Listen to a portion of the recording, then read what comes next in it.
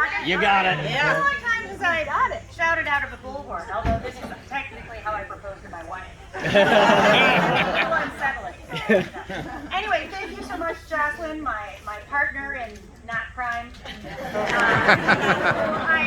I knew that we were going to have to work together. I just didn't know so much all the time. But it's really been an amazing and very bizarre process, the course of the last 2.5 years of being in office. Anyway, so unlike Jocelyn and unlike Gretchen, our road to office was a little different in that, unlike them, I didn't win in Macomb County, and I didn't win in Kent County, but what I did do is get a crap load of votes in Oakland County. We're full of crap.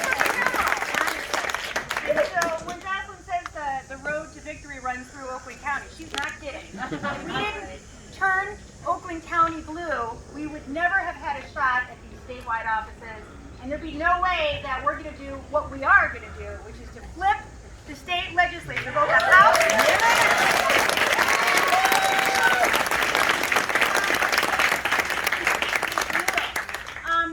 But with that being said, I decided what I do.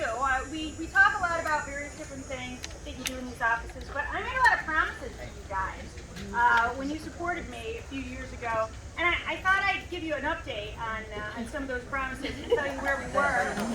I know it's high, but bear with me. With the same exact budget that Bill Schuette had when he took office, I did all of these things. Bill who?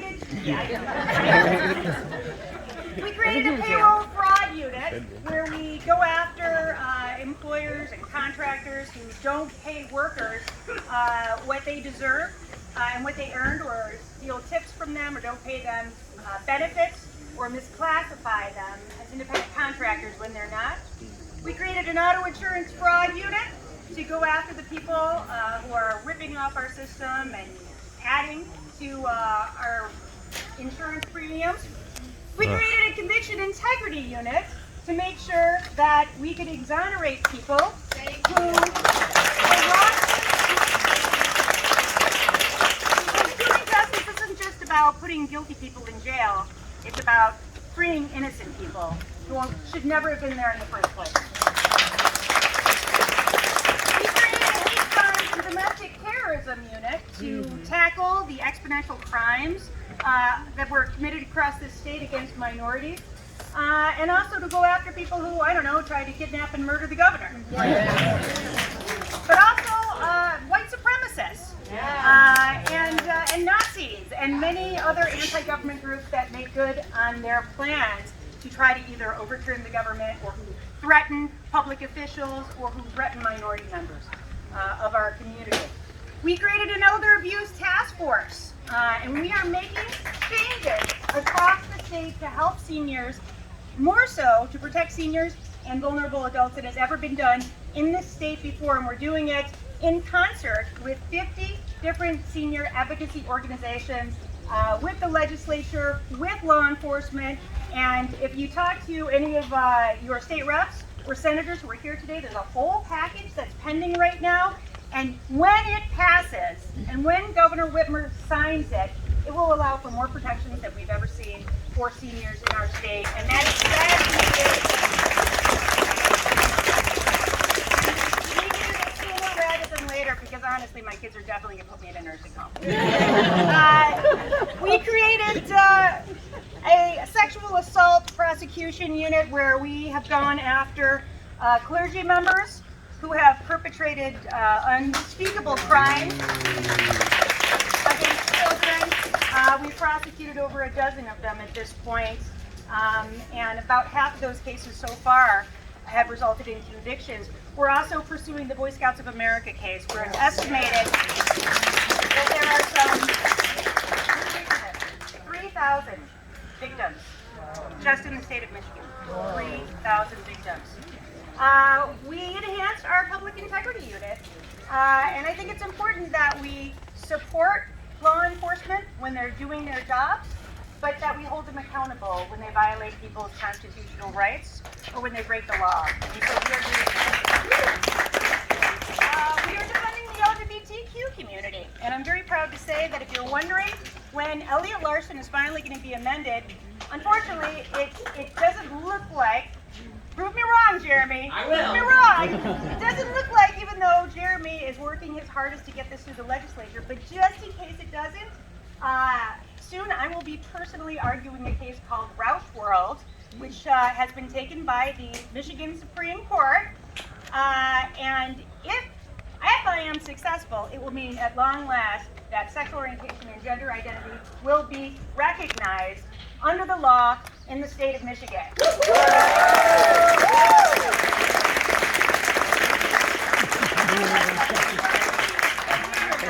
like no pressure. This is taking a long time. I have a long list here. We sued drug companies to hold them accountable for the opioid epidemic, and so far we've gotten $820 million.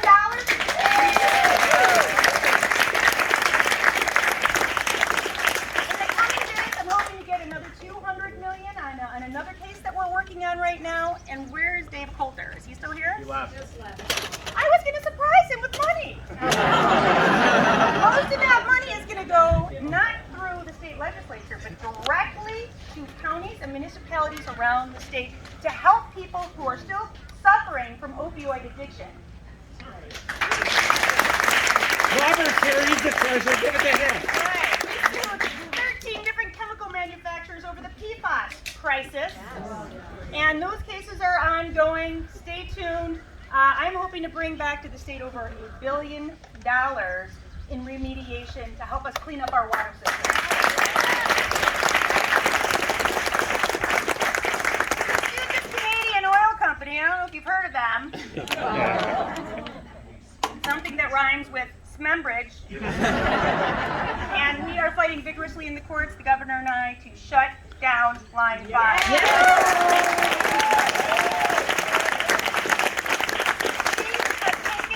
Utility companies.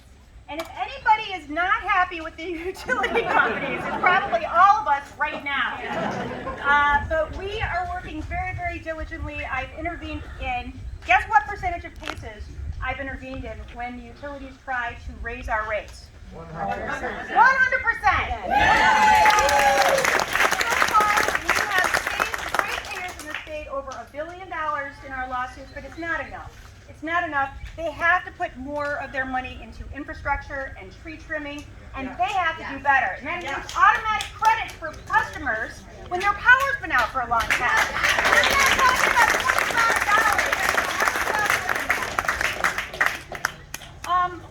Also, we sued the Trump administration.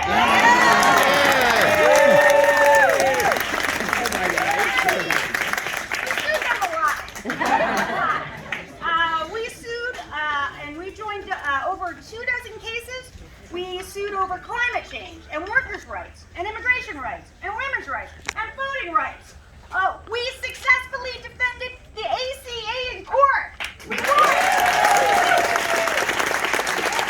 Now, the ACA, the Affordable Care Act, is still with us, and many of you are insured by it only because myself and several other Democratic AGs defended that in front of the United States Supreme Court.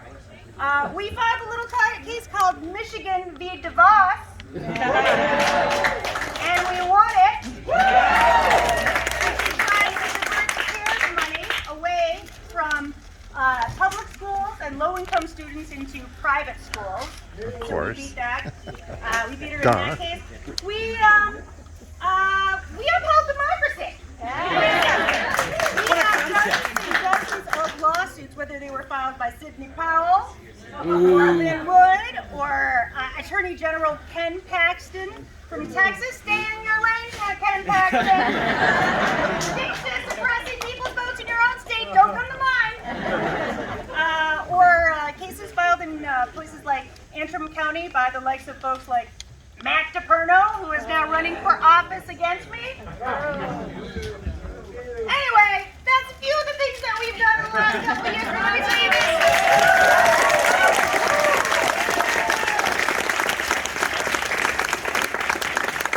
We're just getting started.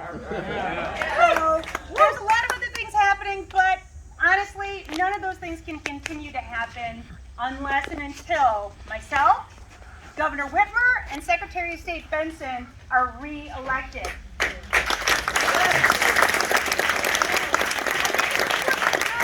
All these things that I just read off of these legal pad that I ripped off, this is what will happen in the event. Don't litter. This is for democracy. That's what will happen to all of that in the event that we're not reelected. I'm going to take that back. I don't want to Put it in the recycling, please.